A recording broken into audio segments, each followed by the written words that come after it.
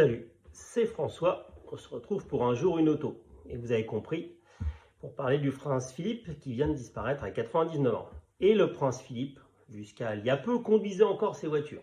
C'était un fan d'auto, de conduite, d'aviation et surtout, on va dire, de liberté. Parce que c'était, je pense, les rares moments où, quand il prenait le volant, il n'avait pas un chauffeur, les gardes du corps, etc.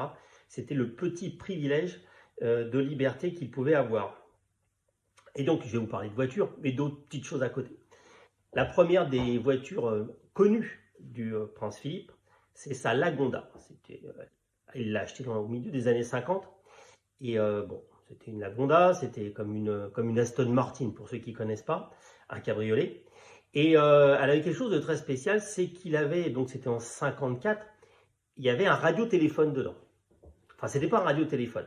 C'est-à-dire qu'il avait fait installer une radio qui lui permettait de se connecter à l'amirauté, qui était un peu le chef de ce côté-là, et qui lui permettait donc de se connecter à l'amirauté, qu'il transférait un numéro de téléphone. Alors son grand jeu, comme quoi on peut être du Guidimbourg et aimer bien de faire des blagues, et ben il faisait les blagounettes, il appelait sa femme, en changeant sa voix, en faisant croire que c'était quelqu'un d'autre, il appelait son fils, le prince Charles, ou la sœur du prince Charles, comme ça, pour faire des conneries. Bon, oui, on est peu de choses. Et donc, cette Lagonda, il l'aimait beaucoup, parce qu'il a fait aussi la tournée du Commonwealth dans les années 56-57. Il l'a emmené, donc à chaque fois qu'il arrivait dans les pays du Commonwealth, il circulait avec cette voiture-là. Et il a fait le démarrage, le début des Jeux Olympiques, je ne sais plus de quelle année, de 56, en la conduisant aussi. Donc il aimait beaucoup cette auto, qu'il a gardée très longtemps. Et puis il aimait bien les voitures anglaises, il aimait bien les cabriolets, et donc la suivante, il a acheté une Alvis. Bon, ça ne vous dit rien du tout, mais c'était une voiture, une marque assez de luxe, très peu connue et typiquement anglaise. Et alors, il y a une petite spécificité par rapport à l'Alvis, non, par rapport à l'Aston Martin, j'ai oublié, c'est qu'elle était verte et c'était une couleur spéciale et c'était Hindenburg Green. Ça rigole pas quand même, quand tu commences à voir le nom, la couleur de ta voiture, c'est ton nom, c'est pas mal, c'est confort. Donc on vient à l'Alvis. Bon, l'Alvis c'était aussi un cabriolet 4 places, il trimballait sa femme, ses enfants, ses petits-enfants avec. Il aimait beaucoup. Et puis, alors il avait fait modifier parce qu'il était très grand, le prince Philippe. Donc il avait fait remonter le pare-brise pour qu'il soit à l'aise.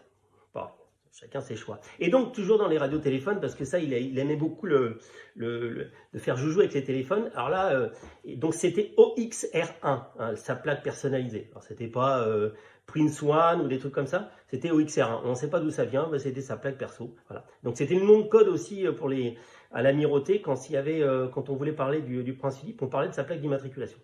Donc on revient à l'Alvis, et l'Alvis, donc il y avait un progrès, il avait fait installer un téléphone qui marchait dans toute l'Angleterre. Mais alors, petit détail, c'est que bon, dans les années 60, on n'était pas encore dans la micro-miniaturisation, c'était pas encore tout à fait ça. Et donc le coffre entier était rempli de tout l'appareillage pour pouvoir téléphoner en Angleterre, parce que c'était un radiotéléphone militaire, enfin un truc compliqué, quoi. Donc il continue à faire joujou. Alors, quand il partait en week-end, parce qu'il aimait bien s'évader avec sa femme, avec les gamins, machin, faire des trucs comme tout le monde, quoi, partir en week-end quand il n'était pas confiné, quand je dis des bêtises. Et donc, il y avait une deuxième voiture. Alors, il partait en amoureux et en famille, mais il y avait quand même une deuxième voiture qui suivait pour prendre les bagages. Parce que vu que le coffre, il était blindé avec le radiotéléphone, c'était pas possible. Donc voilà. Donc après, il a eu tout plein de voitures, des Range, etc. Voilà. Il a continué à conduire. Il y a encore, je crois, il y a 2 ans, il a eu un accident. Il avait 97 ans. Il avait renversé une voiture. Ça a fait les premières pages des tabloïds. Mais voilà, je voulais faire un petit clin d'œil à cet homme-là qui n'était sans doute pas l'homme parfait, mais par contre, il était fan de caisse, comme beaucoup d'Anglais. Et je trouvais que c'était sympa d'en parler et voilà, de commémorer un petit peu sa disparition en parlant de choses positives.